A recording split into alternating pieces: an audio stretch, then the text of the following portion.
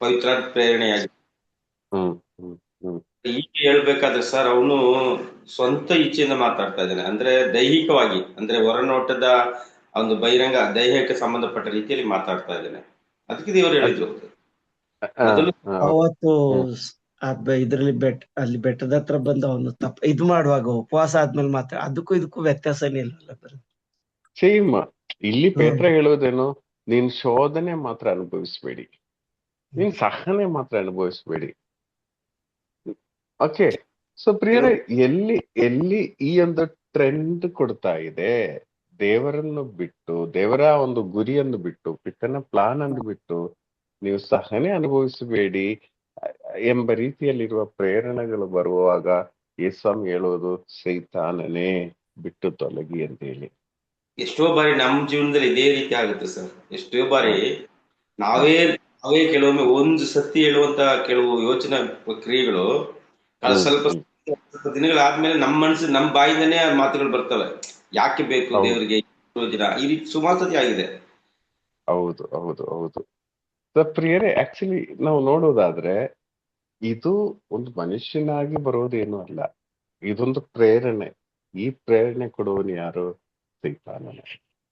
So ನಮ್ಮಲ್ಲೂ ಎಷ್ಟೋ ಸತಿ ಈ ತರ ಪ್ರೇರಣೆ ಹೇಳಿದ ಹಾಗೆ ಈ ಪ್ರೇರಣೆ ಆಗಿದೆ ಅಲ್ಲದೆ. ಸೊ ಈ ರೀತಿ ಪ್ರೇರಣೆಗಳು ಬರುವಾಗ ನಾವು ಅರ್ಥ ಮಾಡಬೇಕು, ಇದು ನಮಗೆ ಟೆಸ್ಟೇ, ಸೈತಾನ್ನಿಂದ ಬರುವ ಒಂದು ಟೆಸ್ಟೇ ಆಗಿದೆ. ಆದ್ರೆ ಪವಿತ್ರಾತ್ಮರ ನಮ್ಮನ್ನು ಮುನ್ನಡೆಸುವ ವ್ಯಕ್ತಿ ಆಗಿರ್ಬೋದು.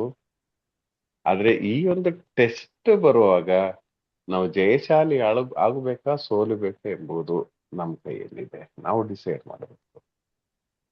ಅಯ್ಯೋ, ನಾನು ಪ್ರಾರ್ಥನೆ ಮಾಡೋ ವ್ಯಕ್ತಿ, ಈ ವ್ಯಕ್ತಿ, ಇವರೆಲ್ಲ ತುಂಬಾ ಪ್ರಾರ್ಥನೆ ಮಾಡುವವರು.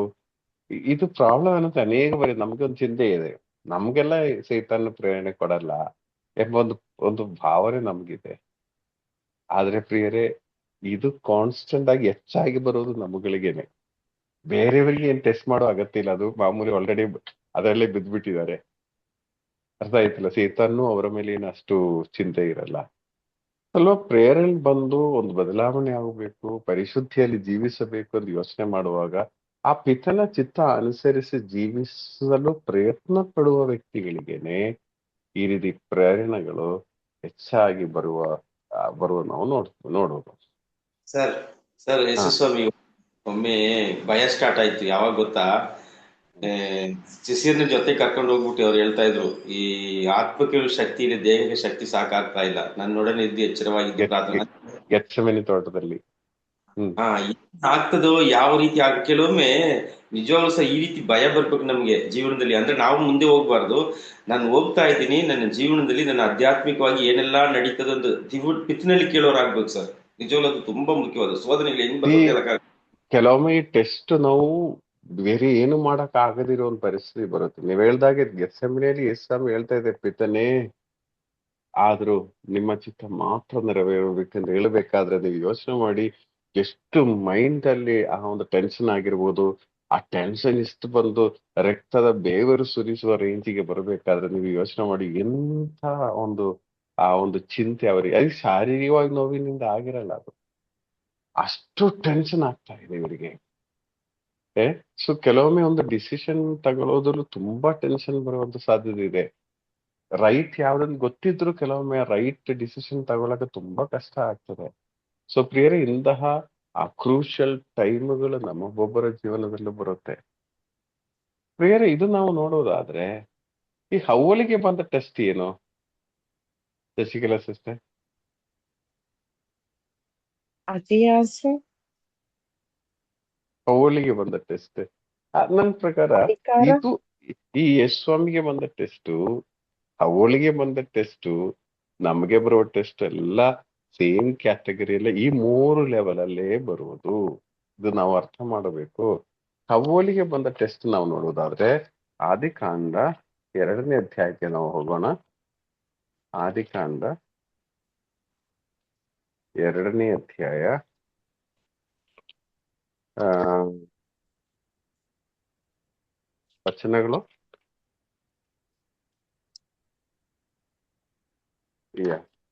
ಕೊನೆಯ ವಚನಗಳು ಅಲ್ಲ, 3ನೇ ಅಧ್ಯಾಯ, ಸಾರಿ, 3ನೇ ಅಧ್ಯಾಯ 1ನೇ ವಾಕ್ಯದಿಂದ ಓದಿ. ಸರ್ವೇಶ್ವರನಾದ ದೇವರು ಉಂಟು ಮಾಡಿದ ಭೂಜಂತುಗಳಲ್ಲಿ ಅತಿ ಯುಕ್ತಿ ಉಳ್ಳದು ಸರ್ಪ.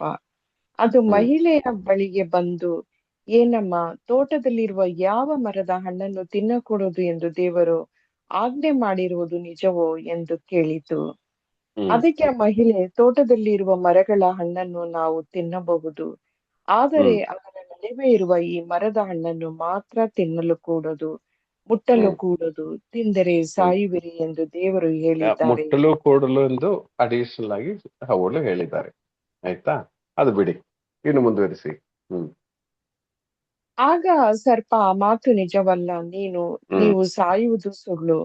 ಇದರ ಹ್ಮ್ ಹಣ್ಣನ್ನು ತಿಂದ ಕೂಡಲೇ ನಿಮ್ಮ ಕಣ್ಣುಗಳು ತೆರೆಯುವು, ನೀವು ಹ್ಮ್ ದೇವರಂತೆ ಆಗಿ ಒಳಿತು ಕೆಡುಕುಗಳನ್ನು ಅರಿತ ಜ್ಞಾನಿಗಳು ಆಗಿಬಿಡುವಿರಿ.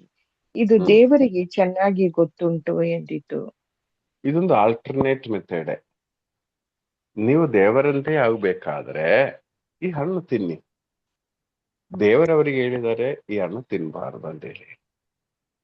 So ಇಲ್ಲಿ ಸೈತಾನ್ ನೀವು ಅವರಂತೆ ಆಗಕ್ಕೆ, ನೀವು ಸ್ವಲ್ಪ ಉದ್ಧಾರ ಆಗ್ಬೇಕಾದ್ರೆ, ಇನ್ನೂ ಸ್ವಲ್ಪ ನೀವು ಯಾವಾಗಲೂ ಈ ತರ ದೇವರ ಗುಲಾಮರಾಗೆ ಹಾಗೆ ಇರ್ತೀರಾ ಇಲ್ಲಿ, ನೀವು ಇನ್ನೂ ಸ್ವಲ್ಪ ಬೆಳಿಬೇಕಲ್ಲ.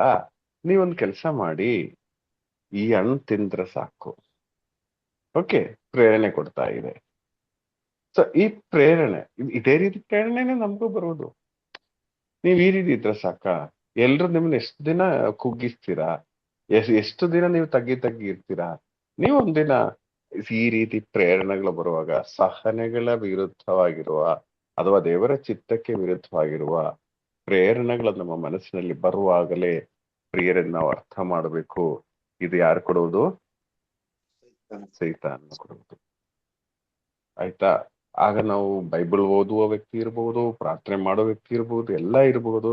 ಅದರ ಮಧ್ಯೆನೇ ಈ ಪ್ರೇರಣೆ ಬರುವುದಾದ್ರೆ ಬೇರೆ ಯೇಸು ಸ್ವಾಮಿಗೆ ಬಂದು ಪ್ರೇರಣೆ ಕೊಟ್ಟವರು ನಮ್ಗೆ ಕೊಡಲ್ವಾ? ಸೊ ಇದು ನಾವು ತುಂಬಾ ಎಚ್ಚರಿಕೆಯಿಂದ ನಾವು ಇರಬೇಕು ಈ ವಿಷಯದಲ್ಲಿ. Praise the lord. ಅದಾದ್ಮೇಲೆ ಇನ್ನು ಮುಂದುವರಿಸಿ ಓದಿ ಸಿಸ್ಟರ್. ಅವಳದು ಆಗ ಆ ಮಹಿಳೆ, ಈ ಮರದ ಹಣ್ಣು ಊಟಕ್ಕೆ ಎಷ್ಟು ಚೆನ್ನಾಗಿದೆ, ಹಾ ನೋಟಕ್ಕೆ ಫಸ್ಟ್ ಎಷ್ಟು ಫಸ್ಟ್ ಏನು ಫಸ್ಟ್ ರಮಣೀಯವಾಗಿದೆ, ಏನು ಫಸ್ಟ್ ಏನು ಊಟಕ್ಕೆ ಊಟಕ್ಕೆ ಎಷ್ಟು ಎಷ್ಟು ಚೆನ್ನಾಗಿದೆ ಅಂದ್ರೆ, ಯೇಸು ಸ್ವಾಮಿಗೆ ಕಲ್ಲನ್ನು ರೊಟ್ಟಿಯನ್ನಾಗಿ ಮಾಡಿ ಹೊಟ್ಟೆ ಹಸೀತಾ ರೊಟ್ಟಿಯನ್ನಾಗಿ ಇದೆಯಲ್ಲ. ಮಾಡಿದೆ. ಊಟಕ್ಕೆ ಸಂಬಂಧಪಟ್ಟ ಮೊದಲನೆಯ ಶೋಧನೆ. ಓಕೆ, ಇನ್ನೊಂದು ಶೋಧನೆ, ನೋಟಕ್ಕೆ ಎಷ್ಟು ರಮ್ಯವಾಗಿದೆ. ಈ ವಿಶ್ವದ ಎಲ್ಲ ಊರುಗಳನ್ನು, ಎಲ್ಲ ಅವಸ್ಥೆಗಳನ್ನ ತೋರಿಸಿದರು ಅಲ್ವಾ? ಸೊ ಹೌದು ಸರ್. ಹೌದು. ಎರಡನೇದು ನೋಟಕ್ಕೆ ಸಂಬಂಧಪಟ್ಟೆ. ಅರ್ಥ ಆಯ್ತಲ್ಲ? ಸೊ ಪ್ರಿಯರೇ, ಈ 3 ಟೆಸ್ಟ್ಗಳು ಅವಳಿಗೆ ಬಂದಿರುವುದು ಒಂದೇ ರೇಂಜ್ ಅಲ್ಲಿ, ಯೇಸು ಸ್ವಾಮಿಗೂ ಅದರ ಸ್ವಲ್ಪ ಹೈಯರ್ ರೇಂಜ್ ಇರಬಹುದು, ಆದ್ರೆ ಕನ್ಸೆಪ್ಟ್ ಆಲ್ಮೋಸ್ಟ್ ಸೇಮ್. ಮೂರನೇದೇನು? ಜ್ಞಾನಾರ್ಚನೆಗೆ ಎಷ್ಟು ಆಕರ್ಷಣೀಯವಾಗಿದೆ. ಜ್ಞಾನಾರ್ಚನೆಗೆ ಅಂದ್ರೆ ಸ್ವಲ್ಪ ಐಶ್ವರ್ಯದ ಅಹಂಕಾರ, ಜ್ಞಾನ. ಓಕೆ, ಸೊ ಪ್ರಿಯರೇ, ಈ 3 ವಲಯಗಳಲ್ಲಿ ಆಗಿದೆ ಹವ್ವಳಿಗೆ ಟೆಸ್ಟ್ ಬಂದಿರುವುದು. ಪ್ರಿಯರೇ, ಈ 3 ವಲಯಗಳಲ್ಲಾಗಿದೆ ಯೇಸುಸ್ವಾಮಿಗೆ ಟೆಸ್ಟ್ ಬಂದಿರುವುದು. ಸಂತ ಯೋಹಾನನು ಬರೆದ ಮೊದಲನೇ ಪತ್ರದಲ್ಲಿ ಬರೀತಾ ಇದ್ದಾರೆ, ಈ 3 ವಿಷಯಗಳು, ಕಣ್ಣಿನ ಕಾಮುಕತೆ, ಐಶ್ವರ್ಯದ ಅಹಂಕಾರ, ಇನ್ನು 3 ವಿಷಯಗಳಲ್ಲೂ ಹೇಳ್ತಾ ಇದೆ. ನಿಮ್ಗೆ ಬರುವ ಶೋಧನೆಗಳು ಈ ವಲಯಗಳಲ್ಲೇ ಬರುತ್ತಾ ಇರುವುದು. ಸೊ ಪ್ರಿಯರೇ, ಈ ವಲಯಗಳಲ್ಲಿ ನಮ್ ಜೀವನದಲ್ಲೂ ಪ್ರೇರಣೆಗಳು ಬರುವಾಗ ನೀವು ಅರ್ಥ ಮಾಡಿ, ಒಂದು ಶಾರೀರಿಕ ಸುಖಕ್ಕೆ ಸಂಬಂಧಪಟ್ಟು ದೇವರ ಚಿತ್ತವನ್ನು ಬದಿಗುತ್ತುವ ಪ್ರೇರಣೆ ನಮ್ಗೆ ಬಂದ್ರೆ, ಇನ್ನು ಈ ಐಶ್ವರ್ಯದ ಅಹಂಕಾರದ ಇನ್ನು ಐಶ್ವರ್ಯವನ್ನು ಮಾಡಬೇಕು ಎಂಬ ರೀತಿಯಲ್ಲಿ ನಮಗೆ ಮನಸ್ಸಿಗೆ ಪ್ರೇರಣೆ ಬರುವುದಾದ್ರೆ ದೇವರ ಚಿತ್ತಕ್ಕೆ ವಿರುದ್ಧವಾಗಿ. ಓಕೆ, ಇನ್ನು ಸೊ ಈ ಪ್ರೇರಣೆಗಳು ನಮ್ಮ ಚಿಂತೆಯಲ್ಲಿ ಬರುವಾಗ ನಾವೊಬ್ಬೊಬ್ರು ಅರ್ಥ ಮಾಡಬೇಕು, ಇದು ಸೈತಾನನು ಕೊಡುವ ಪ್ರೇರಣೆ. ನಮ್ಗೆ ಈಗ ಸ್ವಲ್ಪ ಆ ಒಂದು ಎಬಿಲಿಟಿ ಇದೆ ಅಂತ ನನ್ಗೆ ಅನಿಸ್ತಾ ಇದೆ.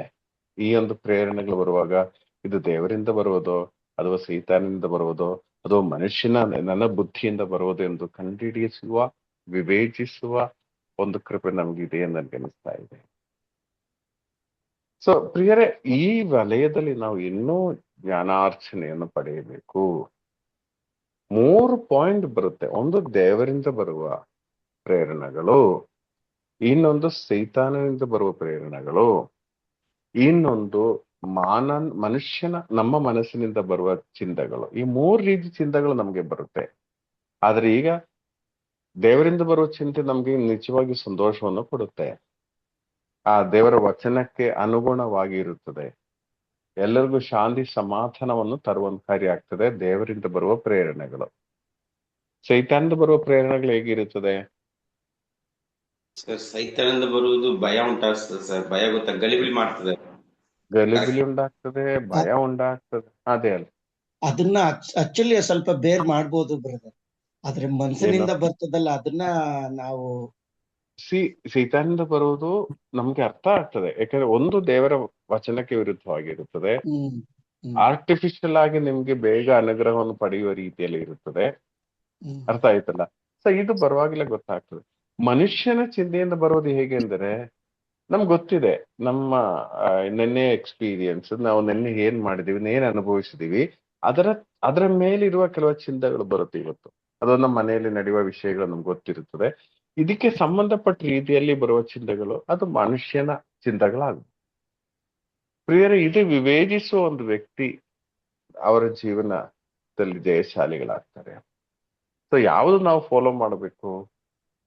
ಸರ್, ಈ 3 ದಾಟ್ಲೇಬೇಕು ಸರ್. ಈ 3 ದಾಟುವಾಗಲೇ ಈ 3ರಲ್ಲಿ ದೇವರು ಕೊಡೋ ಪ್ರೇರಣೆಗಳು ಮಾತ್ರ ಅನುಸರಿಸಿ ನಾವು ಹೋಗುವಾಗ ನಮ್ಮ ಜೀವನದಲ್ಲಿ ನಾವು ಜಯಶಾಲಿಗಳಾಗ್ತೇವೆ. ಪ್ರಿಯರೇ, ಇಲ್ಲಿ ಇವತ್ತು ನಾವು ನೋಡಿದ್ವಿ 3ನೇ ಟೆಸ್ಟ್. ಅದು ಸೊ ಏನು? ಲೂಕನ ಶುಭ ಸಂದೇಶಕ್ಕೆ ಬನ್ನಿ, 4ನೇ ಅಧ್ಯಾಯ 3ನೇ ಟೆಸ್ಟ್. ಇವತ್ತು ನಾವು ಚಿಂತಿಸುವ ಈ ಒಂದು ಭಾಗ ಮಾತ್ರ, ಜಾಸ್ತಿ ಏನಿಲ್ಲ. ಲೂಕನ ಶುಭ ಸಂದೇಶ 4ನೇ ಅಧ್ಯಾಯ. ನೀನು ನನಗೆ ಅಡ್ಡ ಬಿದ್ದೆ ಆದರೆ ಇದೆಲ್ಲ ನಿನ್ನದಾಗುವುದು ಎಂದು. ಅದಾಯ್ತು. ಅದಾದ್ಮೇಲೆ ಅದು ಆ ನಂತರ ಪಿಶಾಚಿ ಯೇಸುವನ್ನು ಜೆರುಸಲೇಮಿಗೆ ಕರೆದೊಯ್ದು ಮಹಾದೇವಾಲಯದ ಗೋಪುರದ ತುತ್ತ ತುದಿಯ ಮೇಲೆ ನಿಲ್ಲಿಸಿ, ನೀನು ದೇವರ ಪುತ್ರನೆಂಬುದು ಸತ್ಯವಾದರೆ ಇಲ್ಲಿಂದ ಕೆಳಕ್ಕೆ ಧುಮುಕು. ನೋಡಿ, ಇದು ಇದು ಇದು ಒಂದು ಮುಖ್ಯವಾದ ಒಂದು ಟೆಸ್ಟ್ ಆಗಿದೆ. ನನ್ಗೆ ಗೊತ್ತಿಲ್ಲ ಇವ್ರದ್ದು ಯಾವ ರೀತಿ ಎಕ್ಸ್ಪ್ಲೈನ್ ಮಾಡಬೇಕು, ಯಾವ ರೀತಿ ಇದ್ರದ್ದು ಎಫೆಕ್ಟ್ ಬರುತ್ತೆ ನನ್ಗೆ ಗೊತ್ತಿಲ್ಲ. ಆದರೆ ನಮ್ಮನ್ನು ಈ ಒಂದು ದೇವರ ಯೋಚನೆಯಿಂದ ದೂರ ಮಾಡುವ ಇನ್ನೊಂದು ವಿಷಯ ಈ ಒಂದು ವಲಯದಲ್ಲಾಗಿದೆ. ದೇವಾಲಯದ ತುದಿಗೆ ಕರ್ಕೊಂಡೋಗಿ ಅಲ್ಲಿಂದ ಧುಮುಕು ಎಂದು ಹೇಳ್ತಾ ಇದ್ದಾರೆ. ಏನಾಗ್ತದೆ? ಜೆರುಸಲೇಮ್ ದೇವಾಲಯ ಅಂತ ತುಂಬಾ ಫೇಮಸ್. ಎಲ್ಲಾ ರಾಜ್ಯ ಪಂಚದಶಮ ದಿನದಲ್ಲಿ ಇಡೀ ಲೋಕ ರಾಷ್ಟ್ರಗಳಿಂದ ಜನ ಅಲ್ಲಿ ಬಂದ್ರು, ಸುಮಾರು ಭಾಷೆಗಳು ಮಾತನಾಡುವರು ಬಂದ್ರು ಅಂತೆಲ್ಲ ಹೇಳುವಾಗ ಅಲ್ಲಿ ತುಂಬಾ ಜನ ಸೇರುತ್ತಾರೆ. ನೀವು ಸ್ವಲ್ಪ ವಿಶ್ವಲೈಸ್ ಮಾಡಿ. ತುಂಬಾ ಜನ ಸೇರುವಾಗ ದೇವಾಲಯ ತುಂಬಾ ಹೈಟ್ ಇದೆ. ಈ ವ್ಯಕ್ತಿ ದೇವಾಲಯವನ್ನು ಅದರ ತುದಿಗೆ ಹತ್ತುತ್ತಾ ಇದ್ದಾರೆ.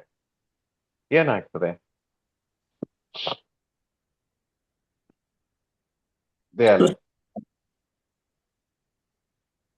ದೇವಾಲಯದ ತುದಿಯವರೆಗೆ ಹತ್ತುತ್ತಾ ಇದ್ದಾರೆ. ಏನಾಗ್ತದೆ? ಜನರ ಎಲ್ಲ ಅಟೆನ್ಷನ್ ಅವರ ಮೇಲೆ ಹೋಗ್ತದೆ. ಜನರೆಲ್ಲೂ ಅವರನ್ನು ನೋಡ್ತಾ ಇರ್ತಾರೆ. ಆಯ್ತಾ? ಮತ್ತೆ ಇನ್ನೊಂದು ವಚನ ಇದೆ ನೋಡಿ, ನೀವೊಂದು ಕೆಲಸ ಮಾಡಿ, ಅಲ್ಲಿಂದ ಧುಮುಕೋದಾದ್ರೆ ಏನ್ ಮಾಡ್ತಾರೆ? ಏನಾಗುತ್ತೆ? ಸೂಪರ್, ವಾಟ್ ಎ ಗ್ರೇಟ್, ಏನಪ್ಪ ಈ ಹುಲ್ಲಿಂದ ಧುಮುಕಿ ನೋಡಿ, ಜನನೂ ಇದ್ದಾರೆ. ಇಲ್ಲಿ ವಿಷಯ ಏನಂದ್ರೆ, ಫಸ್ಟ್ 2 ಟೆಸ್ಟಿಗೆ ಜನ ಇರ್ಲಿಲ್ಲ, ಇವಾಗಿದ್ದಾರೆ. ಈಗ ತುಂಬಾ ಜನ ಇದ್ದಾರೆ. ಸೊ ಇವ್ರು ಬಂದಿರೋದು ಏನಕ್ಕೆ? ಸ್ವಲ್ಪ ಶಿಷ್ಯರನ್ನು ಮಾಡಿ ಪಿತನ ಚಿತ್ತವನ್ನು ನೆರವೇರಿಸುವುದಕ್ಕೆ ಅವರು ಬಂದಿರುವುದು. ಈಗ ಇದಕ್ಕೆ ಬೆಸ್ಟ್ ಚಾನ್ಸ್ ಇದ್ದೇನೆ. ಏನು ಸೂಪರ್ ಮ್ಯಾನ್ ಆಗ್ಬಿಡ್ತಾರಲ್ಲ, ಎಲ್ಲರೂ ಅವ್ರನ್ನೇ ಫಾಲೋ ಮಾಡ್ತಾರೆ ಅವಾಗ. ಹಾ ಈಗ ನೋಡಿ, ನೋಡಿ ಇವರು ಅಲ್ಲಿಂದ ಧುಮುಕಿದ್ದಾರೆ, ಆದ್ರೂ ಏನೂ ಆಗಿಲ್ಲ. ಆಗಲ್ಲ ಎಂದು ವಚನದಲ್ಲಿದೆ. ಪ್ರಿಯರೇ, ಎಲ್ಲಾ ವಚನಗಳಲ್ಲೂ ಸೈತಾನನು, ಎಲ್ಲಾ ಟೆಸ್ಟ್ಗಳಲ್ಲೂ ಸೈತಾನನ ವಚನನೂ ಉಪಯೋಗಿಸ್ತಾ ಇದ್ದಾನೆ. ಇಲ್ಲಿ ಉಪಯೋಗಿಸುವ ವಚನ ಏನು? ಕೀರ್ತನೆ 91ರಲ್ಲಿ ನಾವು ಓದ್ತಿರಲ್ಲ, ನೀವು ಇವರು ಕಾಲಿಗೆ ಕಲ್ಲಿಗೆ ಹಾ ಸರಿ, ನಿನ್ನ ಕಾಲುಗಳು ಕಲ್ಲಿಗೆ ತಾಗದಂತೆ ನೆತ್ತಿಕೊಳ್ಳುವರು. ಹಾ ನೆತ್ತಿಕೊಳ್ಳುವರು. ಈ ಕೈಗಳನ್ನು ವಚನ ಹೇಳಿದಿರಲ್ಲ. ಸೊ ನಿಮ್ಮ ಕಾಲು ಕಲ್ಲಿಗೆ ತಾಗಕ್ಕೆ ಬಿಡಲ್ಲ ದೇವರು. ನೀವು ಅಲ್ಲಿಂದ ಧುಮುಕಿ, ದೂತರು ನಿಮ್ಗೆ ಕಾಯ್ತಾ ಇದ್ದಾರೆ ಅಲ್ವಾ? ಸೊ ಇದೇನು ಅಷ್ಟು ಡೇಂಜರಸ್ ಟೆಸ್ಟ್ ಏನೂ ಅಲ್ಲಲ್ಲ, ದೇವರು ನಮ್ಮನ್ನು ಕಾಯ್ತಾರಲ್ಲ. ಸೊ ಧುಮುಕ್ ಬಿಡೋಣ. ಇದೊಂಥರ ಅಟೆನ್ಷನ್ ಸೀಕಿಂಗ್ ಆಗುತ್ತೆ, ಎಲ್ರು ನೋಡ್ತಾರೆ, ಮಾಡಿ. ಆಗ ನಿಮ್ಗೆ ಫಾಲೋವರ್ಸ್ ಬೇಕಾದಷ್ಟು ಬರ್ತಾರೆ. ಈಗಿನ ಪರಿಸ್ಥಿತಿಯಲ್ಲಿ ನಿಮ್ಗೆ ಲೈಕ್ಸ್ ಬೇಕಾದಷ್ಟು ಸಿಗ್ತದೆ, ಫಾಲೋ ಮಾಡೋರು ಸುಮಾರು ಜನ ಇರ್ತಾರೆ. ಒಂದ್ ಕೆಲಸ ಮಾಡಿ, ನೀವು ಧುಮುಕಿ ಅಲ್ಲಿಂದ. ಖಂಡಿತವಾಗಿ ನೀವು ನೋಡಿ, ನಮ್ಮ ಅಪ್ಲೋಡ್ ಮಾಡುವ ವಿಡಿಯೋ ನೋಡುವವರೇ ಒಂದು 10, 12, 14 ಇರ್ತಾರೆ. ಆದ್ರೆ ಕೆಲವು ಈ ತರ ವಿಡಿಯೋಗಳು ನೋಡುವ ಎಷ್ಟು ಜನ ಇರ್ತಾರೆ? ಕೋಟಿ ಕೋಟಿ ಜನ ಇರ್ತಾರೆ, ಮಿಲಿಯನ್ಸ್ ಇರ್ತಾರೆ. ಸೊ ನೀವು ಧುಮುಕಿ, ಜನ ನಿಮ್ ಜೊತೆಗೆ ಇರ್ತಾರೆ. ನೀವು ಬಂದಿರೋದು ಇದೆ ತಾನೆ, ನೀವು ಜನರನ್ನು ಉದ್ಧಾರ ಮಾಡ್ಬೇಕಲ್ಲ, ಇದಕ್ಕೊಂದು ಚಾನ್ಸ್ ನೋಡಿ. ಪ್ರಿಯರೇ, ದೇವರ ವಚನನೂ ಸೈತಾನ ಉಪಯೋಗಿಸ್ತಾ ಇದ್ದಾನೆ. ನಿಜ ಹೇಳ್ತೀನಿ, ದೇವರ ವಚನ ಹೇಳುವವರೆಲ್ಲ ಸಂತರು ಎಂದು ನಾವು ಯೋಚನೆ ಮಾಡಬೇಡಿ. ಸೈತಾನನು ಸಹ ದೇವರ ವಚನವನ್ನು ಉಪಯೋಗಿಸುತ್ತಾನೆ. ಆದ್ರೆ ಒಂದು ಮಾತ್ರ, ದೇವರ ವಚನ ಸರಿಯಾಗಿ ನಾವು ಅನುಸರಿಸಿದ್ರೆ ಓಕೆ. ಸರಿಯಾಗಿ ಅನುಸರಿಸದೇ ಇದ್ರೆ ಏನಾಗ್ತದೆ? ಕೆಲವೊಮ್ಮೆ ದೇವರನ್ನ ಟೆಸ್ಟ್ ಮಾಡಕ್ಕೆ ನಾವು ಜಂಪ್ ಮಾಡಿದ್ರೆ ಏನಾಗ್ತದೆ?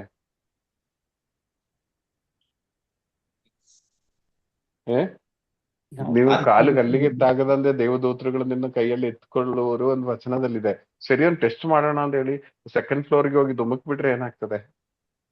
ಕಾಲ್ ಮೇಲೆ ಕಲ್ಲಿರ್ತದೆ, ಹಾಸ್ಪಿಟಲ್ ಮಲಗಿರ್ತೀವಿ. ಸೊ ಪ್ರಿಯರೇ, ವಚನಗಳು ನಾವು ಟೆಸ್ಟ್ ಮಾಡಕ್ಕೆ ಈ ತರ ಮಾಡಿದ್ರೆ ಆ ಕಾರ್ಯ ಅಲ್ಲಿ ನಡಿಬೇಕಂತ ಇಲ್ಲ.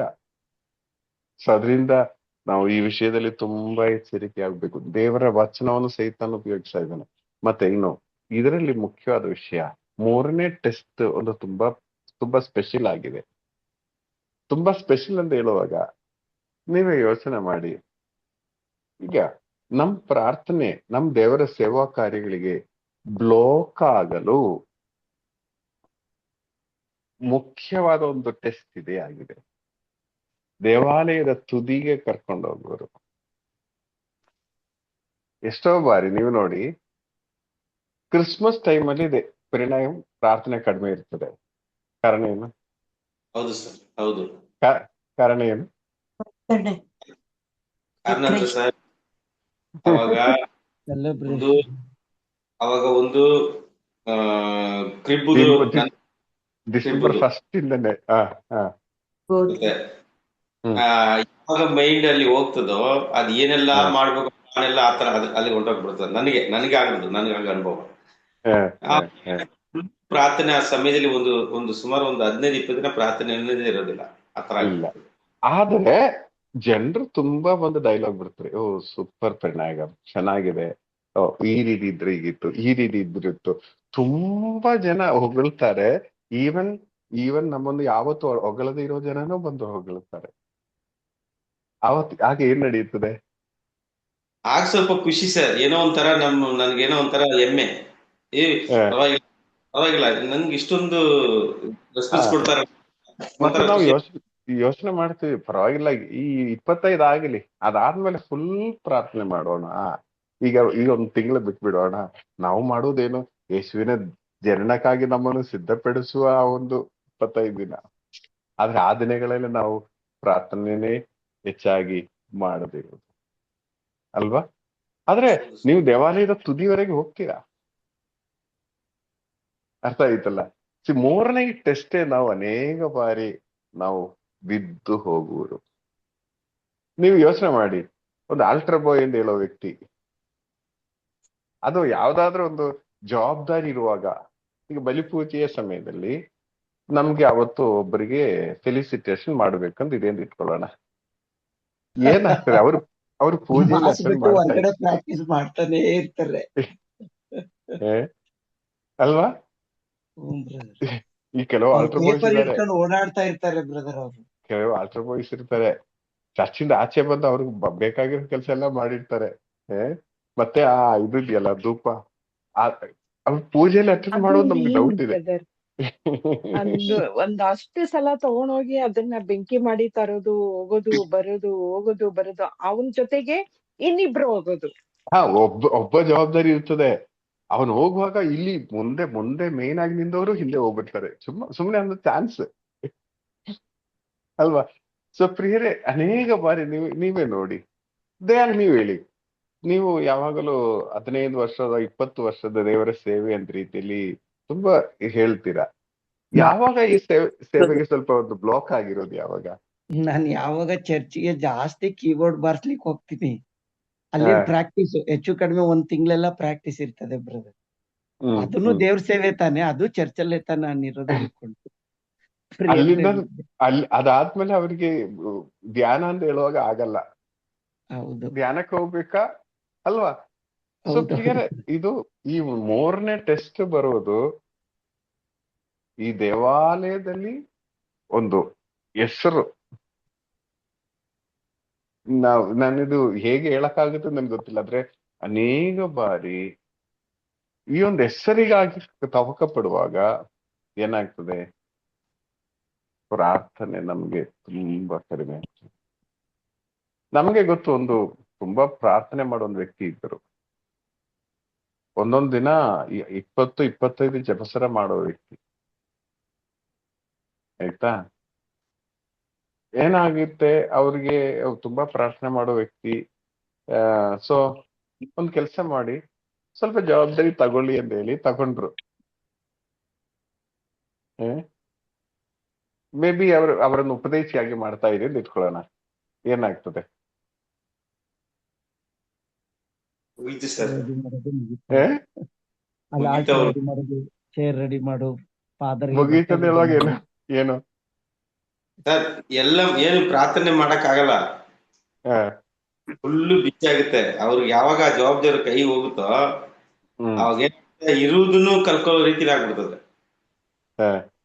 25 ಜಪಸ್ರ ಮಾಡೋರು 1 ಜಪಸ್ರ ಮಾಡಿದ್ರೇನು ದೊಡ್ಡ ವಿಷಯದ ರೀತಿಯಲ್ಲಿ ಬರುತ್ತೆ. ಮತ್ತೆ ಇನ್ನೊಂದು, ನಾವು ಒಳಗಡೆನೆ ಇದೀವಲ್ಲ, ನಾವು ಪ್ರಾಬ್ಲಮ್ ಅಲ್ವಾ? ನನ್ಗೆ ಎಷ್ಟೋ ಬಾರಿ ಆಗಿದೆ ಈ ತರ. ಅದು ಸ್ವಾಮಿ ಉಂಟು ಜಾಗ ಅಲ್ವಾ, ದಂಡ ಅಲ್ವಾ, ನಾವ್ ಅದನ್ನ ಮಾಡ್ತಾ ಇದೀವಲ್ವಾ, ಇದ್ರಲ್ಲಿ ಏನ್ ತಪ್ಪಿದೆ, ಅಲ್ವಾ? ನನಗೆ ಇದು ಅನೇಕ ಬಾರಿ ನನ್ನ ಮನ್ಸಿಗೆ ಬಂದಿದೆ. ಇದು ಅದು ಒಂದು ದೇವ್ರ ಸೇವೆ ಅಲ್ವಾ, ಅಲ್ವಾ, ಆ ರೀತಿ. ಆದ್ರೆ ಅದು ಮುಗಿದ ಮೇಲೆ ಆ ಒಂದು ದಿನಗಳಿದೆಯಲ್ಲ, ನಿಜ ಹೇಳ್ತೀನಿ ಸರ್, ಸುಮಾರು ಬಾರಿ ನನಗೆ ಅದನ್ನ ಪಿಕಪ್ ಮಾಡೋದು ತುಂಬಾ ಕಷ್ಟ. ಆ ಪ್ರಾರ್ಥನೆ ಅದು ಮುಗಿದ್ಮೇಲೆ ಆ ಪ್ರಾರ್ಥನೆ ಲೆವೆಲ್ಗೆ ಬರೋಕೆ ತುಂಬಾ ಕಷ್ಟ ಪಡ್ಬೇಕು, ಶ್ರಮಿಸ್ಬೇಕು. ತುಂಬಾ ಕಷ್ಟ ಇದೆ. ಏನಾಯ್ತಂದ್ರೆ ಹಬ್ಬದ ಸಮಯದಲ್ಲಿ ತಾಯಿ ಮರಿಯಳಿಗೂ ಸಂತ ಜೋಸೆಫರಿಗೂ ಯೇಸು ಸ್ವಾಮಿಯನ್ನೇ ಮಿಸ್ ಔಟ್ ಆಗಿದೆ ಅಂತ ಹೇಳುವಾಗ ಏನಾಗ್ತದೆ, ನಮ್ಮೊಬ್ಬೊಬ್ಬರ ಹಬ್ಬಗಳಲ್ಲಿ ಏನಾಗ್ತದೆ, ಯೇಸು ಸ್ವಾಮಿ ಇನ್ನೂ ಎಷ್ಟು ಅಧಿಕವಾಗಿ ಮಿಸ್ ಔಟ್ ಆಗ್ತದೆ. ಯೋಚನೆ ಮಾಡಿ ನೋಡಿ ಅಲ್ವಾ? ಈಗಿನ ಟ್ರೆಂಡ್ ಏನಂದ್ರೆ, ಎಲ್ಲ ಈಗ ಮುಂಚೆ ಎಲ್ಲ ಒಂದು ಮಜ್ಜಿಗೆ ಕೊಡುವ ಟ್ರೆಂಡ್ ಇತ್ತು ಹಬ್ಬದ ಸಮಯಗಳಲ್ಲಿ. ಬಂದು ಈ ನಂತರ ಸ್ವಲ್ಪ ಚಿತ್ರಾನ್ನ ಕೊಡುವ ಒಂದು ಪದ್ಧತಿ ಇತ್ತು. ನಂತರ ಏನಾಗಿದೆ ಈಗ ಲೇಟೆಸ್ಟ್ ಏನು, ಫಾದರ್ ಬ್ರದರ್, ನಮ್ದು ಸೆಂಟ್ ಆನ್ಸ್ ಫೀಸ್ಟ್ ಇದೆಯಲ್ಲ, ಜೋಕಿಮಾನ್, ಊಟದಲ್ಲಿ 25 ವೆರೈಟೀಸ್ ಕೊಡಿಸ್ತಾರೆ ಬ್ರದರ್. ಇಮ್ಯಾಜಿನ್, ಆ 25 ಐಟಮ್ ರೆಡಿ ಮಾಡಕ್ಕೆ ಅರ್ಧ ಯೂತ್ಸ್ ಅಡ್ಗೆ ಇದ್ರಲ್ಲೇ ಇರ್ತಾರೆ. ಸೊ ಆ ದಿನ ನಾವು ಹೆಚ್ಚಾಗಿ ದೇವರು ನಮ್ಗೆ ಯೇಸು ಸ್ವಾಮಿ ನಮ್ಗೆ ಮಿಸ್ ಆಗ್ತಾರೆ. ಪೂಜೆಗೆ ನೋಡೋದೇ ಕಷ್ಟ ಆಗುತ್ತೆ ನಮ್ಗೆ ಅಲ್ವಾ? ಅವರ ಮನಸ್ಸಿನಲ್ಲಿ ಏನಿರ್ತದೆ ಸ್ವಲ್ಪ ಯೋಚನೆ ಮಾಡಿ. ನನ್ಗೆ ಗೊತ್ತಿಲ್ಲ, ಇದು ನಾನು ಹೇಳೋದು ಕಾಂಟ್ರವರ್ಷಿಯಲ್ ಆಗ್ತದೆ ನನ್ಗೆ ಗೊತ್ತಿಲ್ಲ, ಆದ್ರೆ ನಮ್ಗೆ ಯೇಸು ಸ್ವಾಮಿ ನಷ್ಟ ಆಗುವ ಕೆಲವು ವಲಯಗಳಿದು. ಸರ್, ಆ ದಿನ ನಾನು ಇದೇ ಕೇಳ್ತಾ ಇಲ್ಲ. ನಮ್ಮ ಬಾಲೇಶ್ವರ ಧರ್ಮ ಕೇಂದ್ರದಲ್ಲಿ ಇರೋರು ಇಲ್ಲಿ ಇದಾರೆ ಗೊತ್ತಿಲ್ಲ ಜೂಮಲ್ಲಿ. ನಾನು ಅಲ್ಲಿ ನೋಡಿದೆ ಫಾದರ್ ಒಂದು ಪ್ಲಾನ್ ಸುಮ್ಮನೆ ಒಂದು, ಯಾಕಂದ್ರೆ ಪ್ರತಿ ಶುಕ್ರವಾರ ಸಿಲಿಬಾದ ನಡೀತದಲ್ಲ, ಅವಾಗ ಸುಮ್ನೆ ಒಂದು ಫಾದರ್ ಪೀಟರ್ ಫಾದರ್ ಇದ್ದಾಗ ಒಂದು ಪ್ಲಾನ್ ಕೊಟ್ರು. ಊಟ, ಯಾಕಂದ್ರೆ ಬೆಳಿಗ್ಗಿಂದ ಸಂಜೆ ಕಡೆ ಸುಸ್ತಾಗ್ತದೆ. ಸುಸ್ತಾದ್ಮೇಲೆ ಊಟ ಅದು ಸಿಲಿಬಾದಿ ಮುಗಿದ್ಮೇಲೆ ಎಲ್ರಿಗೂ ಒಂದು ವೈಟ್ ರೈಸ್ ಮತ್ತು ಬೇಳೆ ಮತ್ತು ಉಪ್ಪಿನಕಾಯಿ ಮತ್ತು ಹಪ್ಳ ಪ್ರತಿ ಶುಕ್ರವಾರ. ಸರ್ ನಾನು ನಿಜ ಹೇಳ್ತೀನಿ, ಈ ಆ ನಿಜವಾದ ಒಂದು ಸಿಲುಬೆ ಆದಿ ಯೇಸು ಸ್ವಾಮಿಯನ್ನೇ ಮರ್ತು ಬಿಡುವ ಒಂದು ಅವಸ್ಥೆ ಆ ಊಟ ಮಾಡಿದ್ಮೇಲೆ ಆಯ್ತು. ಯಾಕಂದ್ರೆ ಬರುದಿಲ್ಲ, ಏನ್ ಗೊತ್ತಾ, ಮನಸ್ಸಲ್ಲಿ ಎಲ್ಲ ಸುಸ್ತಾಗಿರ್ತಾರೆ, ಯಾವಾಗ ಮುಗೀತದೆ, ಯಾವಾಗ ಊಟ ಮಾಡೋಣ, ಮೈಂಡ್ ಎಲ್ಲ ಅಲ್ಲಿ ಹೋಗ್ತದೆ. ಯಾಕಂದ್ರೆ ಪ್ಲಾನ್ ಮಾಡಿದ್ರೆ ಒಳ್ಳೇದು. ಯಾಕಂದ್ರೆ ಸಿಲಿಬಾದಿ ಮುಗೋದಿಗೆ 8-9 ಗಂಟೆ ಆಗುತ್ತೆ, ಮನೆಗೆ ಹೋಗಿ ಅಡಿ ಮಾಡಕ್ ಆಗುದಿಲ್ಲ, ಅದನ್ನ ನೀವು ಸುಸ್ತಾಗ್ತೀರಾ. ಸಿಲಿಬಾದಿ ಮುಗಿದ್ಮೇಲೆ ಎಲ್ಲರೂ ಊಟ ಮಾಡ್ಕೊಂಡು ಹೋದ್ರೆ ಮನೇಲಿ ಹೋಗಿ ಹಾಗೆ ಡೈರೆಕ್ಟ್ ಆಗಿ ಮಣಗ್ಬೋದು ಅಂದ್ಬಿಟ್ಟು ಕುಟುಂಬವಾಗಿ ಊಟ ಕೊಡೋಕೆ ಸ್ಟಾರ್ಟ್ ಮಾಡಿದ್ರು. ಈಗಲೂ ನಡೀತಾ ಇದೆ ಯೇಸುದಲ್ಲಿ ಇಲ್ಲಿ. ಆದ್ರೆ ನಾನು ಆದ್ರೆ ಅದ ನಂತರ ನೋಡ್ತಾ ಇದ್ದೆ, ನಿಜವಾಗ್ಲೂ ಆ ಯೇಸು ಸ್ವಾಮಿಯ ಪಾಡು ವೇದನೆ, ಆ ಯೇಸು ಸ್ವಾಮಿಯನ್ನ ಏನೋ ಒತ್ತುಕೊಂಡು ನಡೆಯುವ ಆ ನೋವುಗಳನ್ನೇ ಮರ್ತು ಬಿಡುವ ಸನ್ನಿವೇಶ ಕಾಣ್ತಾ ಇದೆ ಈಗ. ಈ ವಿಶ್ವಾಸ ಕಡಿಮೆ ಆಗ್ತಾ ಇದೆ ನನ್ನ ಪ್ರಕಾರ. ಅಂದ್ರೆ ಇದು ಬೇಡ ಅಂದಲ್ಲ ಹೇಳೋದು, ಆದ್ರೆ ಇದಿರುವಾಗಲೂ ಇದಕ್ಕಿಂತ ಪ್ರಾಮಿನೆನ್ಸ್ ದೇವರಿಗೆ ಕೊಡುವ ಅವಸ್ಥೆ ಇದ್ರೆ ನಾವು ಜಯಶಾಲಿಗಳಾಗ್ತೀವಿ. ಇದರಲ್ಲಿ ಬರುವಾಗ ಇದು ದೇವರ ಸೇವೆ ಅಲ್ವಾ ಎಂಬ ರೀತಿಯಲ್ಲಿ ನಿಂದು ನಿಜವಾದ ದೇವರ ಆ ಅನುಭವ ನಾವು ನಷ್ಟಪಡಿಸಿದ್ರೆ ಪ್ರಿಯರೇ, ನಾವು ಆ 3ನೇ ಟೆಸ್ಟ್ ಅಲ್ಲಿ ಸೋತು ಹೋಗುವ ಅವಸ್ಥೆಗೆ ಬರುತ್ತೇವೆ. ಕೆಲವೊಮ್ಮೆ ನಾವು ನೋಡ್ತೀವಿ, ಪ್ರೇಯರ್ ಡೌನ್ ಮಾಡಕ್ಕೆ ನಮಗೊಂದು ಸ್ಥಾನ ಸಿಕ್ಕಿದ್ರೆ ಸಾಕು. ಕೆಲವೊಮ್ಮೆ ನೀವೇ ನೋಡಿ, ಈಗ ನಾನು ಕೋಆರ್ಡಿನೇಟರ್ ಆಗಿದ್ದೆ, ನ್ಯಾಷನಲ್ ಟೀಮ್ ಕೋಆರ್ಡಿನೇಟರ್ ಆಗಿದ್ದೆ. ಪ್ರಾಬ್ಲಮ್ ಏನಂದ್ರೆ ಬೆಳಿಗ್ಗೆಯಿಂದ ಸಾಯಂಕಾಲದವರೆಗೆ ವೈಯಕ್ತಿಕ ಪ್ರಾರ್ಥನೆ ಮಾಡುವಾಗಲೂ ಅವ್ರು ಹಾಗೆ ಹೇಳಿದ್ರು, ಇದು ಹೀಗೆ, ಅದು ಹೀಗೆ, ಇದು ಹೀಗೆ, ಮನಸ್ಸೆಲ್ಲ ಅದರಲ್ಲೇ ಮುಳುಗಿ ಹೋಗ್ತದೆ. ಅಂದ್ರೆ ಒಂದು ಏನು ಇಲ್ಲದೆ ಇರುವಾಗ ಇರುವ ಪ್ರಾರ್ಥನೆಯ ಒಂದು ಅವಸ್ಥೆ, ಸ್ವಲ್ಪ ಜವಾಬ್ದಾರಿ ನಮಗೆ ಬರುವಾಗ ಮಾಡಕ್ ಆಗಲ್ಲ. ಯಾಕಂದ್ರೆ ಇಶ್ಯೂಸ್ ತುಂಬಾ ಬರುತ್ತೆ. ಈಗ ಒಂದು ವಚನ ರೆಡಿ ಮಾಡ್ಬೇಕು, ಅಲ್ಲಿಗೆ ಹೋಗ್ಬೇಕು, ಇಲ್ಲಿಗೆ ಹೋಗ್ಬೇಕು, ಇದು ಯಾವ್ದು ಮಾಡಬಾರ್ದಂತಲ್ಲ ಹೇಳೋದು. ಆದ್ರೆ ಯೇಸು ಸ್ವಾಮಿ ಇದ್ರಲ್ಲೆಲ್ಲ ನಮ್ಗೆ ಮಾದರಿ ಆಗಿದ್ದಾರೆ. ಈ ಟೆಸ್ಟ್ಗಳೆಷ್ಟೇ ಬಂದರು ಅವರು ದೇವರ ವಚನವನ್ನು ಬಿಟ್ಟು ಆಚೆ ಈಚೆ ಹೋಗಿಲ್ಲ. ಪ್ರಿಯರೇ, ಬರಬಾರ್ದಂತಲ್ಲ, ಬರುತ್ತೆ. ನೀವು ಯಾರು ಇದೊಂದು ಜವಾಬ್ದಾರಿ ತಗೋಬಾರ್ದಂತಲ್ಲ ಹೇಳೋದು, ತಗೋಬೇಕು.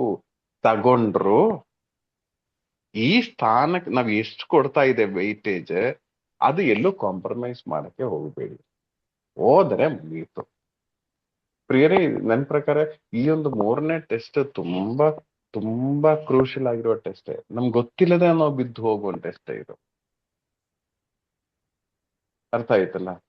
ಈಗ ಏನು ಜವಾಬ್ದಾರಿ ಇಲ್ಲದೆ ನಾವಾಯ್ತು, ನಮ್ ಪಾಡಾಯ್ತು, ನಾವು ಪ್ರಾರ್ಥನೆ ಮಾಡ್ತಾ ಹೋಗುವಾಗ ಇರುವ ಅವಸ್ಥೆಯು, ನೀವೊಂದು ಜವಾಬ್ದಾರಿ ತಗೊಂಡ ನಂತರ, ಉದಾಹರಣೆಗೆ ಇರೋಣ, ನೀವು ಪಾಲನಾ ಸಮಿತಿಯ ಒಂದು ಮೇನ್ ಇನ್ಚಾರ್ಜ್ ಅಂತ ರೀತಿಯಲ್ಲಿ ಇಟ್ಕೊಳ್ಳೋಣ. ಏನ್ ಹೇಳ್ತಾರೆ ಪಾಲನಾ ಸಮಿತಿಗೆ? ಮೇನ್ ಪ್ರೆಸಿಡೆಂಟ್ ಅಲ್ಲ,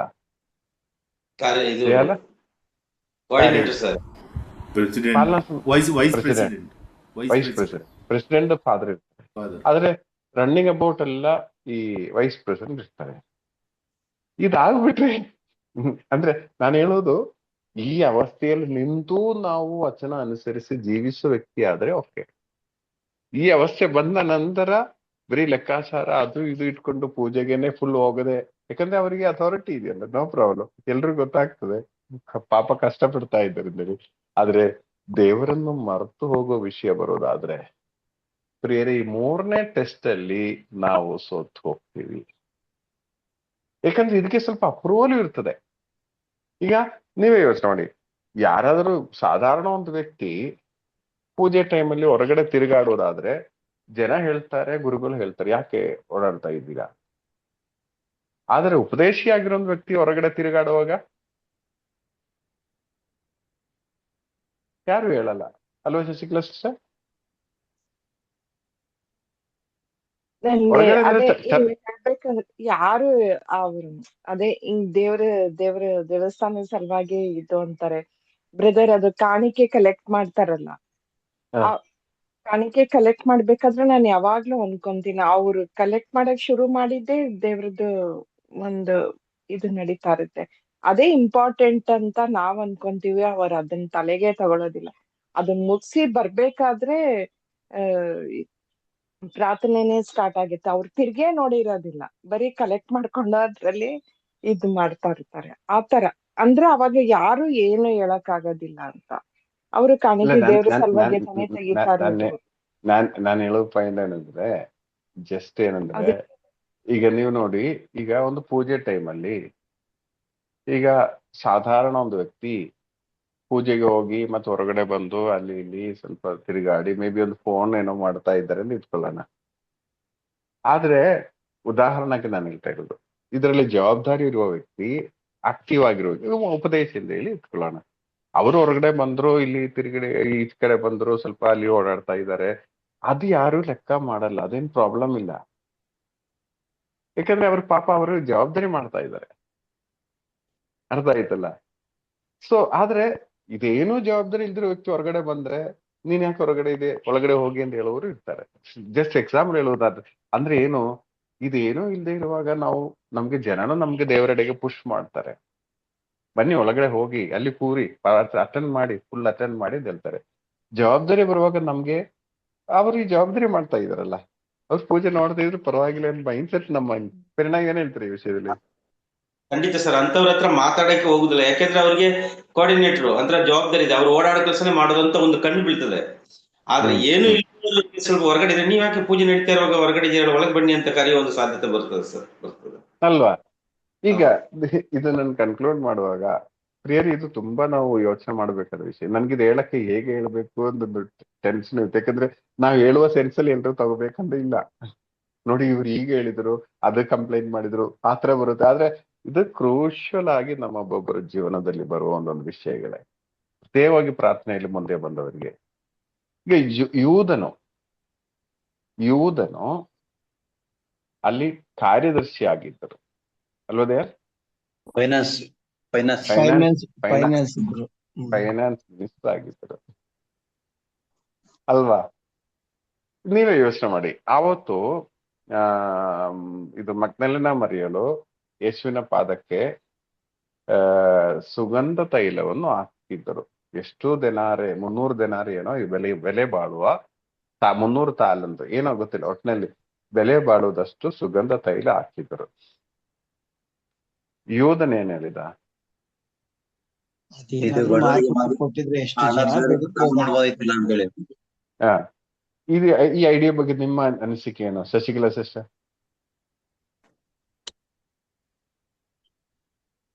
ಒಳ್ಳೆ ಕಾರ್ಯದರ್ಶಿನ? ಒಳ್ಳೆ ಕಾರ್ಯದರ್ಶಿನ? ಅದು ಹಂಗೂ ಹೇಳಕ್ಕಾಗಲ್ಲ. ಅವಳು ಒಳ್ಳೆತಿಗಾಗಿ ಯೋಚನೆ ಮಾಡದ್ನ ಏನು ಅನ್ಸುತ್ತೆ ಒಂದೊಂದ್ಸಲ.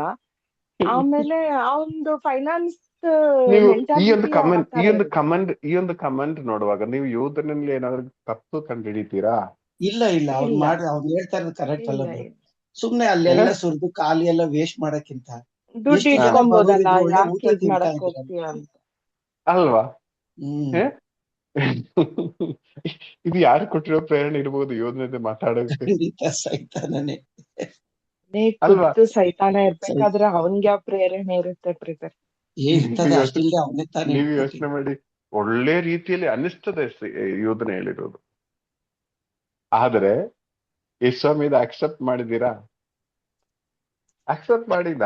ಯೋಧನ ಸಜೆಷನ್ ತಗೊಂಡಿಲ್ಲ ಯೇಸ್ವಾಮಿಯಲ್ಲಿ. ಅದೇ ನೀವೇ ಯೋಚನೆ ಮಾಡಿ. ಇದೇ ಒಂದು ಸಲಹೆ ನಮ್ಮ ಇದ್ರಲ್ಲಿ ಯಾವ್ದೊಂದು ಟೀಮ್ ಮೀಟಿಂಗ್ ಅಲ್ಲೋ ಯಾರಾದ್ರೊಬ್ರು ತಂದ್ರೆ ಏನಾಗ್ತದೆ? ಸೂಪರ್. ನಾವು ಒಂದು ಗೂಡ್ತಿದ್ದವ್ರ ಜೊತೆಗೆ ನೀವು ಹೇಳಿ ಸರಿ ಅಂತ ಹೇಳಿ ಅಲ್ವಾ ಪ್ರಿಯರೇ? ಇಲ್ಲಿ ಯೇಸು ಸ್ವಾಮಿಯ ಮೈಂಡ್ ಸೆಟ್ ನಾವು ತಗೋಬೇಕು. ಯಾವುದಕ್ಕೆ ಒಂದುಗೂಡಬೇಕು, ಯಾವುದಕ್ಕೆ ಸಪೋರ್ಟ್ ಮಾಡಬೇಕು, ನಮ್ಗೆ ಎಷ್ಟೋ ಬಾರಿ ಯೋಚನೆ ಮಾಡಿ ಇಂತಹ ಕೆಲವು ಸಲಹೆಗೆ ಸಪೋರ್ಟ್ ಮಾಡಿರುವ ಸನ್ನಿವೇಶಗಳಿದೆ ನಮ್ಗೆ. ಅಲ್ಲಿ ನಾವೆಲ್ಲ ಡಮಾರಾಗಿ ಹೋಗಿದೆ. ಸೊ ಪ್ರಿಯರೇ, ಈ 3ನೇ ಟೆಸ್ಟ್ ತುಂಬಾ ಕ್ರೂಷಿಯಲ್ ಆಗಿರೋ ಟೆಸ್ಟ್. ಅದು ಟೆಸ್ಟಾ ಅಥವಾ ಭಕ್ತಿನ ಅಥವಾ ಶರೀರ ನಮ್ಗೆ ಅರ್ಥ ಮಾಡಕ್ಕೆ ಕಷ್ಟ ಇರೋ ಒಂದು ಟೆಸ್ಟ್ ಆಗಿದೆ ಈ 3ನೇ ಟೆಸ್ಟ್. ಅನೇಕ ಬಾರಿ ನವೀಕರಣದಲ್ಲಿರುವ ಲೀಡರ್ಸ್ಗಳು ಸಹ ಬಿದ್ದು ಹೋಗುವ ಒಂದು ಟೆಸ್ಟ್ ಆಗಿದೆ ಈ 3ನೇ ಟೆಸ್ಟ್. ದಯಾಲ್ ಏನ್ ಹೇಳ್ತಾರೆ ಈ ವಿಷಯದಲ್ಲಿ? ಬ್ರದರ್ ಆಕ್ಚುಲಿ ನಾನು ಎಕ್ಸ್ಟ್ರೀಮ್ ಆಗಿ ಈ ಒಂದು ಕ್ಯಾರಸ್ಮೆಟಿಕ್ ಅಲ್ಲಿ ಬೆಳಿಬೇಕಿತ್ತು. ನಿಮ್ ಜೊತೆ ಎಲ್ಲಾ ಊರಿಗೂ ಬರ್ತಾ ಇದ್ದೆ. ಆ ಟೈಮ್ ಅಲ್ಲಿ ನನ್ನನ್ನ ಚರ್ಚ್ಗೆ ಇನ್ವೈಟ್ ಮಾಡ್ಕೊಂಡ್ಬಿಟ್ರು. ನೋಡಿ, ಯಾವಾಗ ನಾನ್ ಚರ್ಚ್ ಕೊಯರ್ಗೆ ಹೋದೆ, ನಾನ್ ಸಂಡೇ ನಿಮ್ ಜೊತೆ ಕ್ಯಾರಸ್ಮೆಟಿಕ್ ಬರ್ಲಿಕ್ಕೆ ಆಗ್ಲೇ ಇಲ್ಲ. ಅಲ್ಲಿಂದ ನಂದು ಸ್ಲೋ ಆಗಿ ಮಾತ್ರ ಅಲ್ಲ ಏನಾಗಿತ್ತು, ಮೆತ್ತಿಗೆ ನೀವು ನಮ್ಮಿಂದ ಎಸ್ಕೇಪ್ ಆಗಲು ದೂರನೇ ಪ್ರಾರಂಭಿಸಿದ್ರಿ ಆಗ್ಬಿಟ್ಟೆ. ನಿಮ್ ಟೀಮ್ನೇ ಕಳ್ಕೊಂಡ್ಬಿಟ್ಟೆ ನಾನು. ಅಲ್ವಾ?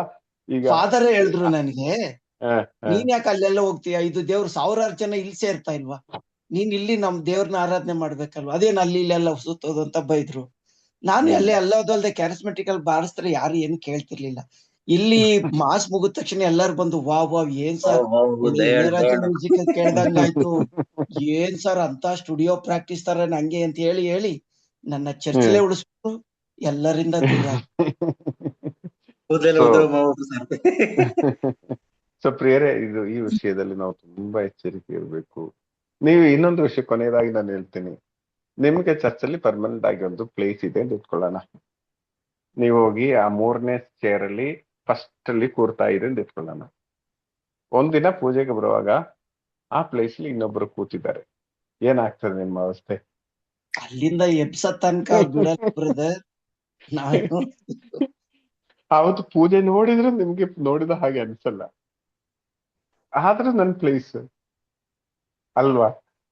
ಸೊ ಪ್ರಿಯರೇ, ನಾವು ಯೋಚನೆ ಮಾಡಿ ನಮ್ಮನ್ನೊಂದು ಪ್ಲೇಸಿಗೆ ನಿಲ್ಲಿಸಿ ಅಲ್ಲಿಂದ ದುಮುಕಿ ಅಂತ ಹೇಳುವ ಸೈತಾನನ ಪ್ರೇರಣೆಗಳು, ಆ ಪ್ರೇರಣೆಗಳಿಗೆ ಎಷ್ಟು ಬಾರಿ ನಾವು ಬಿದ್ದು ಹೋಗಿದೆ.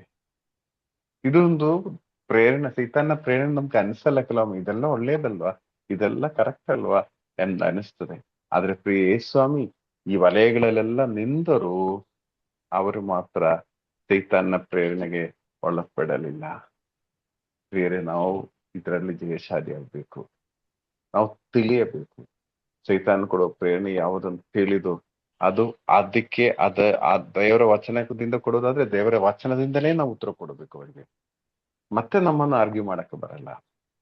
ನೋಡಿ, ಯೇಸು ಸ್ವಾಮಿ ದೇವರ ವಚನವನ್ನು ಉಪಯೋಗಿಸಿನೇ ಇದೆಲ್ಲ ಜಯಿಸಿರುವುದು. ಯಾಕಂದ್ರೆ ಸೈತಾನನು ನಮ್ಮನ್ನು ಕುಗ್ಗಿಸಲು ಕೆಲವು ವಚನಗಳು ಉಪಯೋಗಿಸ್ತಾನೆ, ಆದ್ರೆ ನಾವು ದೇವರ ವಚನವನ್ನೇ ಉಪಯೋಗಿಸಿ. ಎಷ್ಟೋ ಬಾರಿ ಕೆಲವರು ಬರ್ತಾರೆ, ಅದೇನಾ ಇದೇನಾ ನಮ್ಗೆ ಅನಿಸ್ತದೆ, ನಮ್ ಕಥೋಲಿಕರಿಗೆ ವಚನ ಏನ್ ಗೊತ್ತಿಲ್ಲ, ಅವ್ರಿಗೆ ಎಷ್ಟು ಚೆನ್ನಾಗಿ ವಚನ ಗೊತ್ತಿದೆ, ಅವ್ರು ಹೇಳೋದು ಆ ರೀತಿ ಅಲ್ಲಿಗೆ ಹೋಗೋರು ಇದ್ದಾರೆ ಸುಮಾರು ಜನ ಅಲ್ವಾ? ಸೊ ಪ್ರಿಯರೇ, ನಾವು ವಚನ ಕಲಿಯಬೇಕು. ವಚನ ಕಲಿಯುವಾಗ ಸೈತಾನನು ನೇರವಾಗಿ ಪ್ರೇರಣೆ ಕೊಟ್ಟರು ನಾವು ಅದರ ಮೇಲೆ ಜಯಶಾಲಿ ಆಗುವ ಆ ಒಂದು ಶಕ್ತಿ ನಮ್ಗೆ ವಚನ ಕಲಿಯಬೇಕು. ಅದಕ್ಕೆ ನನಗೆ ನಮ್ಮ ಮರಿಯನ್ ತಂಡದ ಮೇಲೆ ತುಂಬಾ ಖುಷಿ ಇದೆ. ನಿನ್ನೆ ನಾವು ಕೀರ್ತನೆ 150 ಕಂಪ್ಲೀಟ್ ಮಾಡಿದೀವಿ. ಇನ್ನು ಅದರ ರೀಕ್ಯಾಪ್ 2 ದಿನ ಇದೆ. 150 ಕೀರ್ತನೆ ನನ್ನ ಪ್ರಕಾರ ನಮ್ಮ ಹಾಗೆ ಕಂಪ್ಲೀಟ್ ಮಾಡಿದವರು ಎಷ್ಟು ಜನ ಇದೆ ನನ್ಗೆ ಗೊತ್ತಿಲ್ಲ. ಅದು ಎಷ್ಟು ಜನ ಎಷ್ಟರಲ್ಲಿ ಅಟೆಂಡ್ ಆಗಿದೆ ಎಂಬುದೊಂದು ಪ್ರಶ್ನೆ ಇದೆ. ಆದ್ರೆ ಒಂದು ವೇಳೆ ಈ ಕೀರ್ತನೆಯಲ್ಲಿ ಪೂರ್ಣವಾಗಿ ಅಟೆಂಡ್ ಮಾಡಿದವರಿದ್ರೆ, ಅಟೆಂಡ್ ಮಾಡುದು ಮಾತ್ರ ಅಲ್ಲ, ಅದು ಸ್ವಲ್ಪ ರೀಕ್ಯಾಪ್ ಮಾಡ್ಬೇಕು. ಅವತ್ತು ಸ್ವಲ್ಪ ರಿಫ್ಲೆಕ್ಟ್ ಮಾಡಿ ಧ್ಯಾನಿಸಿ ಆ ಒಂದು ಅವಸ್ಥೆ ಇದ್ದಿದ್ರೆ ನಮ್ಮ ರೇಂಜ್ ಎಲ್ಲ ಎಷ್ಟು ಬರ್ತಾ ಇತ್ತು. ಚೈತಾನ್ಯ ಯಾವ ಪ್ರೇರಣೆಯನ್ನು ಎಲ್ಲೂ ಕೊಡಕ್ಕೆ ಸಾಧ್ಯ ಇರಲಿಲ್ಲ. ಆದ್ರೆ ಒಂದು ನಾವು ಅರ್ಥ ಮಾಡೋಣ, ಪೊಸಿಷನ್ಸ್ ಬರುವಾಗ, ಜನ ಸ್ವಲ್ಪ ಹೊಗಳುವಾಗ, ಈವನ್ ದೇವರ ಸೇವಾ ಕಾರ್ಯದಲ್ಲೂ ಸೈತಾನನು ಕ್ರಿಯೆ ಮಾಡುವ ಸಾಧ್ಯತೆ ಇದೆ ಎಂಬುದು ನಾವು ಅರ್ಥ ಮಾಡಬೇಕು. ಯಾಕಂದ್ರೆ ಸೈತಾನ್ ಗೊತ್ತು, ಮುಳ್ಳಿಂದನೇ ತೆಗಿಬೇಕಲ್ಲ. ಸೊ ನಾವು ದೇವರ ಸೇವೆಗೆ ಹೋಗೋದಾದ್ರೆ ದೇವರ ವಚನ ಉಪಯೋಗಿಸಿದ್ರೆ ನಮ್ಗೆ ಟೆಸ್ಟ್ ಕೊಡ್ಬೋದು. ಸೊ ಪ್ರಿಯರಿ, ಇದು ನನ್ನ ಪ್ರಕಾರ ಫಸ್ಟ್ 2 ಟೆಸ್ಟಿಗಿಂತ ಸ್ವಲ್ಪ ಕ್ರೂಷಿಯಲ್ ಆಗಿರುವಂತ ಟೆಸ್ಟ್ ಇದಾಗಿದೆ. ನಾವು ಅನುದಿನ ಇದು ಜಯಶಾಲಿಗಳಾಗಬೇಕು ಈ ವಲಯದಲ್ಲಿ. ನಮ್ಗೆ ಇದ್ರ ಮೇಲೆ ಜಾಸ್ತಿನೇ ಹೇಳಕ್ ಆಗ್ತಾ ಇಲ್ಲ, ಯಾಕಂದ್ರೆ ಹೇಳಿದ್ರೆ ಕೆಲವೊಮ್ಮೆ ಕ್ರೂಷಿಯಲ್ ಡಿಸ್ಕಷನ್ ಹೊರಗಡೆ ಬರುತ್ತೆ. ಅದರಿಂದ ದಯವಿಟ್ಟು ಯಾರು ಈ ಪಾಯಿಂಟ್ ಎಲ್ಲೂ ಡಿಸ್ಕಸ್ ಮಾಡಬೇಡಿ. ಆ ಚರ್ಚಿನ ಬಗ್ಗೆ ಹೇಳಿದ್ರು, ಈ ಚರ್ಚೆ ಹೇಳಿದ್ರು, ಆ ವ್ಯಕ್ತಿ ಹೀಗೆ, ಈ ವ್ಯಕ್ತಿ, ನಾವು ಯಾರನ್ನು ಕಂಪೇರು ಮಾಡಬೇಡಿ. ಮೋಸ್ಟ್ಲಿ ಬ್ರದರ್ ಇವರ ಬಗ್ಗೆ ಹೇಳಿದ್ದಾರೆ, ಮೋಸ್ಟ್ಲಿ ಬ್ರದರ್ ಅವರ ಬಗ್ಗೆ ಹೇಳಿದ್ದಾರೆ. ಇದು ಯಾವುದೂ ಅಲ್ಲ, ನಮ್ಮ ಒಬ್ಬೊಬ್ಬರ ಬಗ್ಗೆ ನಾವು ಚಿಂತಿಸೋಕೆ ಒಂದೊಂದು ಉದಾಹರಣೆಗಳು ಇಲ್ಲಿಂದ ಕೊಟ್ಟಿದೆ ಅಷ್ಟೇ. Price the lord. Teja sir. Praise the lord sir. Praise the lord ಪ್ರಿಯರೇ. ಆ 3 ಶೋಧನೆಗಳು ಆ 3 ಶೋಧನೆಗಳ ಬಗ್ಗೆ ಅಂದರೆ 2 ಶೋಧನೆಗಳನ್ನ ಆಗಿ ಎಕ್ಸ್ಪ್ಲೈನ್ ಮಾಡಿದ್ರು, ಅದನ್ನ ಒಂದು ರೀಕ್ಯಾಪ್ ಮಾಡಿ ಇವತ್ತು 3ನೇ ಶೋಧನೆ ಬಗ್ಗೆ ನಮಗೆ ವಿವರಿಸ್ಕೊಟ್ಟಿದ್ದಾರೆ.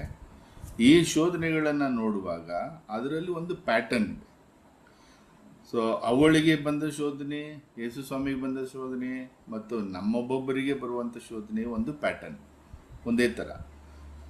ಒಂದು ಶಾರೀರಿಕ ಶೋಧನೆ, ಇನ್ನೊಂದು ಲೋಕದ ಐಶ್ವರ್ಯಗಳ ಶೋಧನೆ, ಇನ್ನೊಂದು ಸೈತಾನನ್ನೇ ಆರಾಧಿಸುವಂಥ ಶೋಧನೆ. ಸೊ ಈ ದೇವರಿಂದ ಪ್ರೇರಣೆ ಬರ್ತದೆ, ಸೈತಾನನಿಂದನೂ ಪ್ರೇರಣೆ ಬರ್ತದೆ ಮತ್ತು ಮಾನವ ಮನಸ್ಸಿನಿಂದ ಪ್ರೇರಣೆಗಳು ಬರ್ತದೆ. ಸೊ ದೇವರಿಂದ ಬರುವ ಪ್ರೇರಣೆಗಳು ನಮಗೆ ಯಾವಾಗಲೂ ಶಾಂತಿ, ಸಮಾಧಾನ, ನೆಮ್ಮದಿ, ಖುಷಿಯನ್ನು ಕೊಟ್ಟರೆ, ಸೈತಾನಿನಿಂದ ಬರುವುದು ನಮಗೆ ತುಂಬ ತೊಂದರೆಯನ್ನು ಮಾಡ್ತದೆ. ಒಂದು ರೀತಿ ಭಯ. ಸೊ ಇದು ನಮ್ಗೆ ಗೊತ್ತಾಗ್ಬಿಡ್ತದೆ, ಸೈತಾನಿನಿಂದ ಬರುವ ಪ್ರೇರಣೆಗಳೇ ನಮಗೆ ಗೊತ್ತಾಗ್ಬಿಡ್ತದೆ. ಮತ್ತು ಮಾನವ ಮನಸ್ಸಿನಿಂದ ಬರುವ ಪ್ರೇರಣೆಗಳು ನಮ್ಮ ಹಳೆಯ ಅನುಭವಗಳೇ ಆಗಿರ್ತದೆ. ಸೊ ಈ 3 ಪ್ರೇರಣೆಗಳಲ್ಲಿ ನಾವು ದೇವರ ಪ್ರೇರಣೆಗಳನ್ನು ಅನುಸರಿಸುವಾಗ, ಅದರಲ್ಲಿ ನೆಲೆ ನಿಲ್ಲುವಾಗ ನಾವು ಪೂರ್ಣ ಜಯಶಾಲಿಗಳಾಗ್ತೇವೆ. ಅದಾದ ಮೇಲೆ 3ನೇ ಶೋಧನೆ ಲೂಕ 4:9 ಇದೊಂದು ವಿಶೇಷವಾದಂತಹ ಒಂದು ಶೋಧನೆ, ಒಂದು ಕ್ರೂಷಿಯಲ್ ಆಗಿರ್ತಕ್ಕಂಥ, ಒಂದು ಸೂಕ್ಷ್ಮವಾಗಿರ್ತಕ್ಕಂಥ ಒಂದು ಶೋಧನೆ.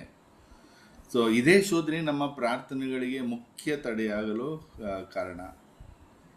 ಸೊ ಇದಕ್ಕೆ ಉದಾಹರಣೆಗೆ ಕ್ರಿಸ್ಮಸ್ ಹಬ್ಬದ ಒಂದು ಸಮಯವನ್ನು ತೆಗೆದುಕೊಂಡ್ರು. ಆ ಸಮಯದಲ್ಲಿ ಎಷ್ಟೋ ಜನರಿಗೆ ಡಿಸೆಂಬರ್ 1ರಿಂದನೇ ಸ್ಟಾರ್ಟ್ ಆಗ್ತದೆ, ಫುಲ್ ಬ್ಯುಸಿ, ಆ ಕಾರ್ಯ ಈ ಕಾರ್ಯ ಅಂತೇಳಿ. ಆಗ ಏನಾಗ್ತದೆ, ಪ್ರಾರ್ಥನೆ ಕಡಿಮೆ ಆಗ್ತದೆ. ಸೊ ನಾವು ದೇವಾಲಯದ ತುದಿವರೆಗೂ ಹೋಗ್ತೀವಿ, ಆದರೆ ಅಲ್ಲೇ ಬಿದ್ದೋಗ್ತೀವಿ, ಈ ಶೋಧನೆಯಲ್ಲಿ ಬಿದ್ದೋಗ್ತೀವಿ. ಅನೇಕರು ಬಿದ್ದೋಗೋದು ಈ ಒಂದು ಶೋಧನೆಯಲ್ಲಿ. ಸೊ ಯಾಕಂದರೆ ಪ್ರಾರ್ಥನೆ ತುಂಬ ಕಡಿಮೆ ಆಗ್ತದೆ.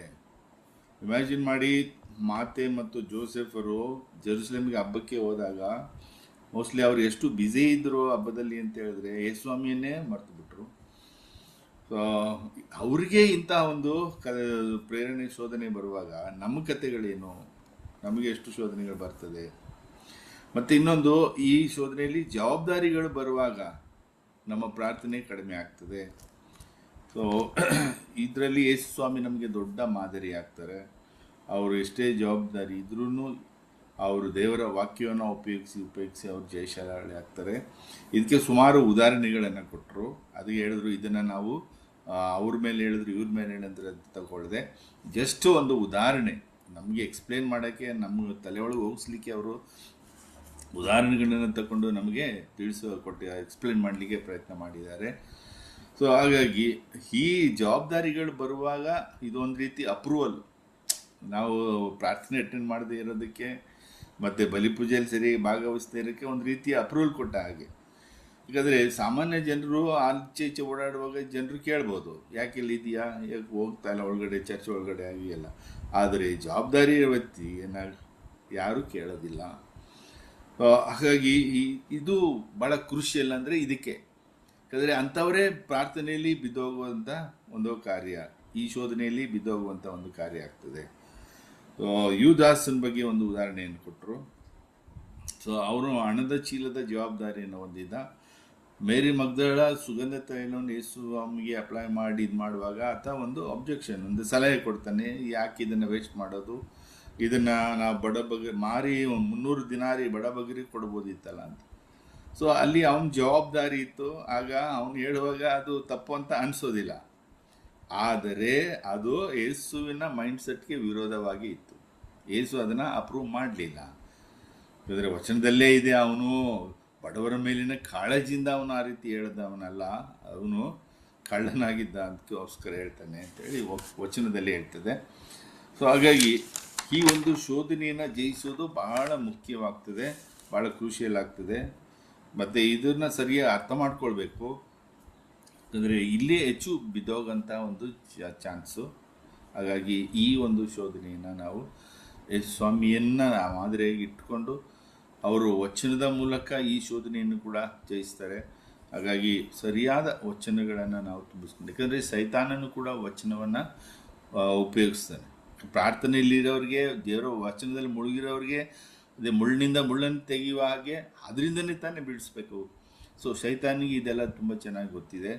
ಆದ್ದರಿಂದ ನಾವು ಭಾಳ ಎಚ್ಚರಿಕೆಯಿಂದ ಇರಬೇಕು ಅನ್ನೋದನ್ನು ತಿಳಿಸ್ಕೊಟ್ಟಿದ್ದಾರೆ. ಇಷ್ಟು ನನಗೆ ಅರ್ಥ ಆಗಿದೆ sir. Praise the lord. Thank you so much. Praise ಬೇರೆ ಈಗ ನೀವು ದಯಾಲ್ ಪರಿಣಾಮ ಸರ್ ಸರ್ ನಿಜವಾಗ್ಲೂ ಇದು ನಮ್ಮ ಜೀವನದಲ್ಲಿ ನಡೆಯುವುದನ್ನ ನೀವು ರೆಕಾರ್ಡಿಂಗ್ ಒಂದು ತೆಗಿತೀರಾ ನೋಡಿ. Okay okay okay okay okay okay okay okay ಹ್ಮ್